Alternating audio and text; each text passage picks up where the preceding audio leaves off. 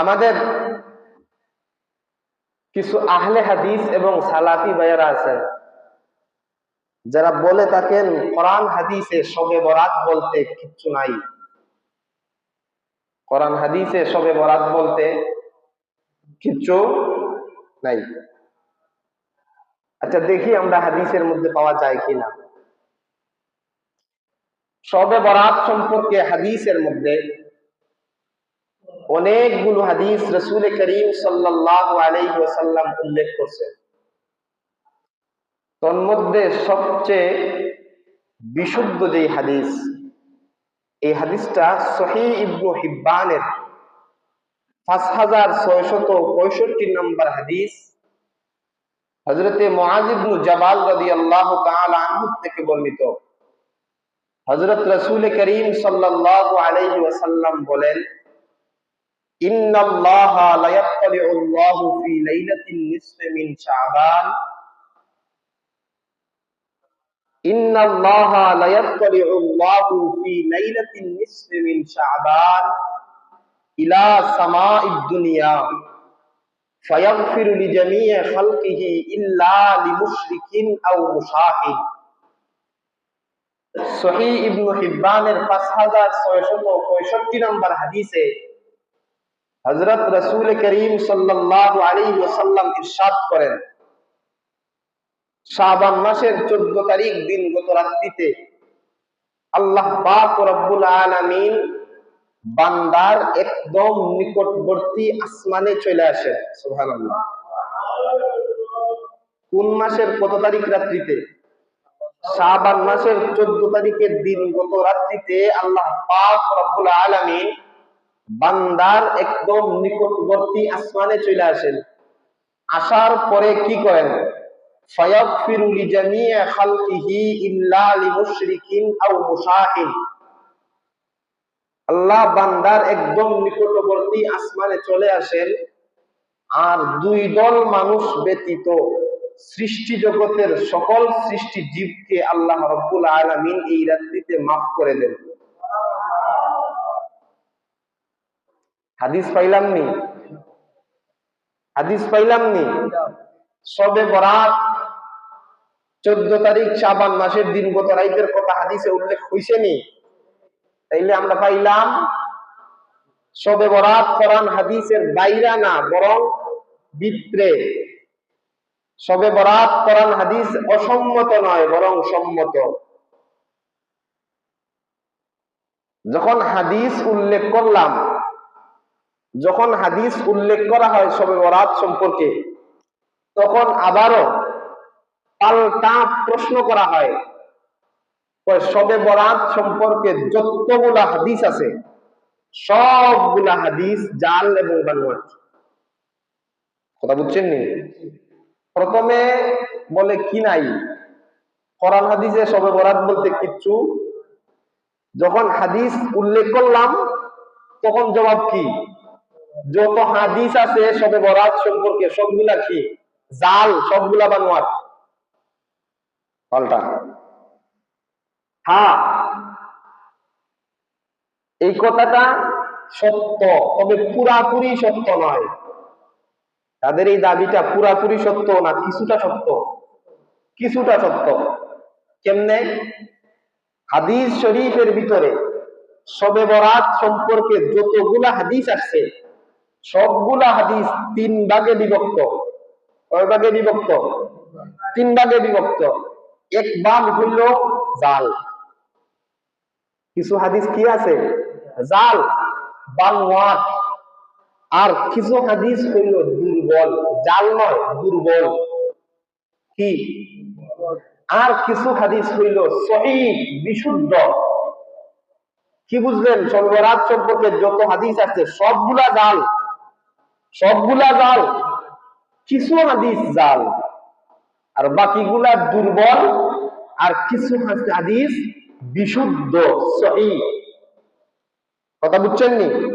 আমি আপনাদের সামনে সহিহ ইবনে হিব্বানের যে হাদিসখানা উল্লেখ করছি, দুনিয়ার সমস্ত মুহাদ্দিসিনদের মতে এই হাদিসখানা বিশুদ্ধ এবং সহিহ হাদিস। সুবহানাল্লাহ বলবেন না? এমন কি আহলে হাদিস এবং সালাফি ভাইরা যাকে ইমাম হিসাবে মেনে থাকেন, হযরত শেখ নাসিরউদ্দিন আলবানী রাহমাতুল্লাহি আলাইহি, তিনিও এই হাদিসটাকে হাসান এবং সহিহ হাদিস বলেছেন। সুতরাং প্রমাণিত হইল কোরআন হাদিসে শবে বরাত সম্পর্কে কিচ্ছু নাই। ওটা প্রমাণিত হইল। কথা বলেন না কেন? কি প্রমাণিত হইল? শবে বরাত কোরআন হাদিসে নাই? না আছে? অবশ্যই আছে। দুনিয়ার সমস্ত মুহাদ্দিসিনদের মতে যে হাদিসখানা আমি উল্লেখ করছি সহিহ ইবনে হিব্বানের, এই হাদিসখানা বিশুদ্ধ হাদিস। আর এই হাদিসের ভিতরে আল্লাহ পাক রব্বুল আলামিন প্রথম আসমানে চলে আসেন আর দুই দল সারা দুনিয়ার সমস্ত মাখলুকাতকে আল্লাহ মাফ করে দেন। এটা কে বলছেন? আমি বলছি না আমার বাপ বলছেন না রাসূল বলছেন? হাদিস। তাইলে বুঝলাম শবে বরাত কোরআন হাদিস সম্মত না অসম্মত? সম্মত। আরেকটা মজার বিষয় বলি, যখন তারা বলে সব কোরআন হাদিসে শবে বরাত বলতে কিছু নাই, এই কথাটা এক দৃষ্টিকোণ থেকে সঠিক। কেমনে? শবে বরাত এই শব্দটা আরবি শব্দ না, এটা ফার্সি শব্দ। এটা কোন শব্দ? ফার্সি শব্দ। বুঝে থাকলে বলেন কোরআন হাদিসের ভাষা ফার্সি না আরবি? তাইলে শবে বরাত ফার্সি শব্দ, এটা কোরআন হাদিসে আসার সম্ভাবনা আসেনি? নাই? আছে? কোরআন হাদিসে ফার্সি শব্দ শবে বরাত নাই। তবে শবে বরাত কোন রাত্রি? শাবান মাসের 14 তারিখ দিনগত রাত্রি। এই রাত্রির কথা হাদিসে আসেনি? আসেনি? এটাকে বলা হয় লাইলাতুন নিসফে মিন শাবান। শাবান মাসের 14 তারিখ দিনগত রাত্রি।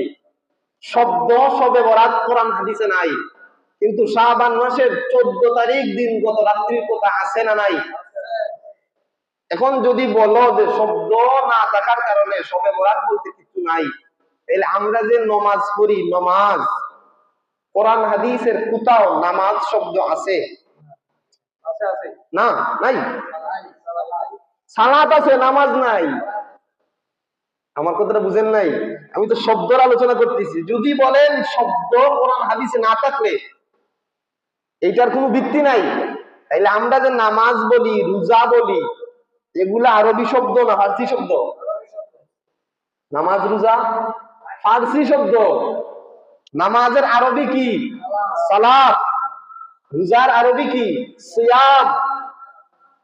আমরা কি সিয়াম বলি, সালাত বলি, নামাজ বলি, রোজা বলি?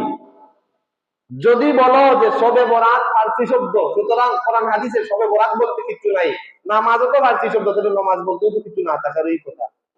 তাহলে এই যুক্তিটা যুক্তিসঙ্গত হইল? যুক্তিসঙ্গত হইল না, অবাস্তব অবান্তর যুক্তি।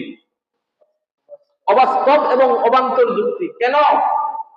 কারণ শবে বরাত হাদিসে কোরআনে থাকার কথা না, কারণ এটা তো কি শব্দ না, আরবি শব্দ না, এটা হইল কোন শব্দ? ফার্সি শব্দ। আমার কথাটা বুঝছেন নি আপনারা? তাইলে আমরা প্রমাণ পাইলাম বিশুদ্ধ বর্ণনা অনুযায়ী ইসলামের মধ্যে কি আছে? শাবান মাসের 14 তারিখ দিনগত রাত্রির কথা আছে, যেটাকে আরবিতে বলা হয় লাইলাতুন নিসফে মিন শাবান। লাইলাতুন নিসফে মিন শাবান এটা আছে। এটা কত তারিখ? শাবান মাসের 14 তারিখ দিনগত রাত্রি। তাইলে আমরা কয় ভাগে আলোচনা করার কথা বলছিলাম? 2 ভাগে। প্রথম ভাগ, কোরআন হাদিসে শবে বরাতের অস্তিত্ব আছে না নাই? কি প্রমাণ পাইলাম? আসেনি না নাই? আছে। এবার 2 নাম্বার প্রকার, যেহেতু আছে তাইলে এই রাত্রিতে আমাদের করণীয় কি আর আমাদের বর্জনীয় কি, এটা জানা লাগবে না? ইবাদত কি আমার বাবার মন মতো করলে হবে, আমার দাদার মন মতো করলে হবে, না রাসূলের তরিকা মতো করা লাগবে? এই কথাটা খুব ভালোভাবে খেয়াল রাখবেন। ইবাদতের ক্ষেত্রে, কিসের ক্ষেত্রে? ইবাদতের ক্ষেত্রে কোন মানুষের তরিকা মতো, আমার যুক্তি মতো, কোন নিজের কোন থিওরি অনুযায়ী ইবাদত করার কোন সুযোগ ইবাদত করতে হবে রাসূল করেছেন কিনা, রাসূল করেছেন কিনা, যেভাবে করছেন সেভাবেই করা লাগবে। অথবা সাহাবায়ে কেরাম রিদওয়ানুল্লাহি আলাইহিম আজমাইনরা করেছেন কিনা, যদি করেন তাইলে সেভাবেই করা লাগবে। যেহেতু আমরা প্রমাণ পাইলাম হাদিসের মধ্যে, বিশুদ্ধ হাদিস অনুযায়ী শবে বরাত আছে না নাই, তাইলে তো এই রাত্রির কিছু করণীয় এবং বর্জনীয়, কথা বলেন না কেন?